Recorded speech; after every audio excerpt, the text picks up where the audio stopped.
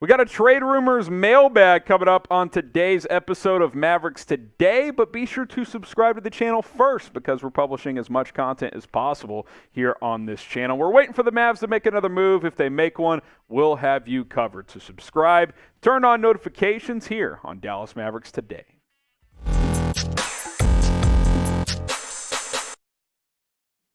You're watching Mavericks Today by Chat Sports. I am Harrison Graham. Hope everybody is having a great day. On today's show, it's a Trade Rumors mailbag. So you guys send in all of your trade ideas, and I will react to them on today's video. Let's start with two-way trippy 13s idea. Buddy Hield and Myles Turner to the Mavericks for Tim Hardaway Jr., Josh Green, Davis Bertans, and Dwight Powell. So basically a 4-for-2 swap.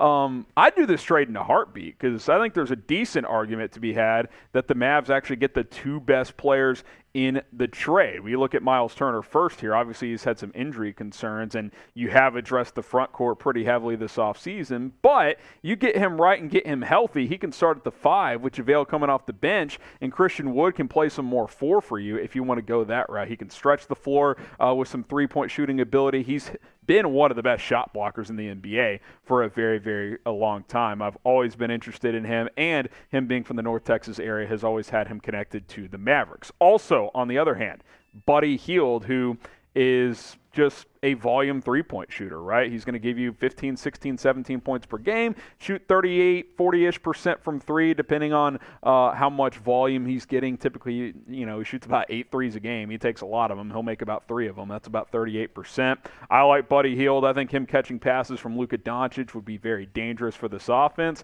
I would definitely do this trade. So we'll bring it back up here. What do you guys think? Hield and Turner to Dallas for Hardaway, Green, Bertans, and Powell. I can't imagine the Pacers would do that, but maybe with Turner's injury concerns, his value is a little bit down. Y for yes, in for no. Would you do this trade? Let me know down in the comments. All right, next up is first name, last name's idea with this trade proposal between the Mavs and Warriors. Draymond Green and Moses Moody to Dallas in return for Tim Hardaway, Josh Green, Dwight Powell, and 2 first-round picks. That would be 2025 and 2027. There is a report out there that the Warriors do not want to give Dre the max. He wants a max contract extension, which I believe he's eligible for next month at some point in time. It's kind of a love-hate thing with Draymond Green, right? Because I think any team would like to have him because he brings championship experience, that dog mentality. He's an excellent defender. He can help facilitate an offense. The problem is he's such a hole offensively from a shooting standpoint. So, at times it almost feels like you're playing 4-on-5 on that end of the floor, and I think Dallas needs to add shooting, not necessarily lose it. Now, you get Moses Moody in the deal, which is intriguing as a young piece as well. He's definitely a glue guy, probably going to the Hall of Fame, but I think I'll pass at this point in his career. I'm not a big fan of Draymond Green. Now, the trio of a Reggie Bullock, Dorian Finney-Smith, Draymond Green perimeter defense is pretty intriguing, I will admit, but I don't like that he can't shoot the ball at this point in his career. That's a little concerning for me. So I'll pass on this trade, but if a couple pieces get moved around, maybe you could talk me into it. What do you guys think? This is mostly just a how you feel about Draymond Green question, but would you trade for him? Type T for trade, type P for pass. Would you trade for Draymond Green? Let us know down in the comments. Next up is Eric Solaire's idea, 3-team trade. Mavericks receive Seth Curry, bring him back for a third time, and Gordon Hayward, absorb that contract. Nets receive Tim Hardaway Jr. and Josh Green, 2025 first-round pick from Dallas, and then a 2023 second-round pick from Charlotte. And then the Hornets receive Joe Harris and Dwight Powell. So you add it all up, and it kind of feels even-ish, but I do think it's a big Mavs win because you get Seth Curry, who is just one of, if not the best, just pure shooter in the NBA. I mean, he is lights out from three-point range. And, look, Gordon Hayward's contract is brutal, but if you can absorb it, he's still a guy that could give you, 15-ish points per game, I think, probably coming off the bench. You look at Curry's last 4 years, it doesn't matter where he's playing, he just shoots the lights out of it. I mean, he really does. 44-ish% three-point guy the last 4 years. years when you add it all up. And he's improved as an overall player. I mean, last year, 15 points per game, 3.6 assists per game. That's an area he's really improved this game. He's never going to be a great defender or rebounder, but with his floor spacing as a shooter, I mean, he's just so dangerous, especially playing with creative passers like Luka Doncic. I'd love to have Seth Curry back. I think the Josh Richardson-Seth Curry trade was a massive error in judgment from Donnie Nelson, and if you could correct that wrong, that would be fantastic. I would do this trade as we bring it back on screen here.